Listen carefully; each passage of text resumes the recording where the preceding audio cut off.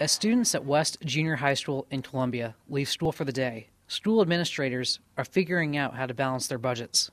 Federal stimulus money given to mid-Missouri districts has run dry. Columbia Public Schools Chief Financial Officer Linda Quinley is one of the many school administrators facing the possibility of staff and program cuts in the not-so-far-off future. We tried really hard to use our stimulus funds for one-time expenditures because we knew it was money that we just had for a short period of time. Columbia Public Schools received $19 million in stimulus money since 2009. It was used to train teachers, fund special education, and enhance preschool programs. But Quinley says none of it would have been possible without the stimulus. Why we got to do these extra things with the money, why we could buy a building, why we could start up a preschool program, why we could take on new initiative, because we didn't necessarily need it just to pay the bills. That building now houses special needs programs. The district also offered training for faculty, bought equipment, and added 7 new preschool teachers. Their salaries will be paid going forward using state and local funding.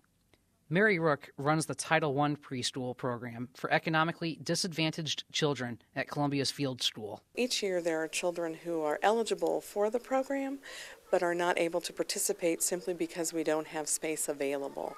So the stimulus funding was one of the key pieces to allowing us to expand. Last year, more than 150 students cleared the waiting list as a result. But smaller districts like New Franklin, where there are fewer than 500 students, don't have the financial luxury to pay for additional programs. Instead, it used the $700,000 it got to close a gap in state funding and hire 3 new teachers. Superintendent David Haggard says he's preparing for a tough year ahead. He thinks it's possible the state could only come through with 80% of its promised funding. We probably would not have laid off anybody even if we hadn't have gotten those funds. I'm not sure what we would have done.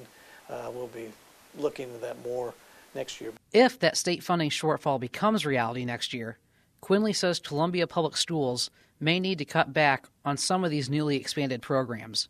Anything that is non-core, alternative education, preschool, special programming, athletics and fine arts, those things that are not required of us, certainly will be up for conversation.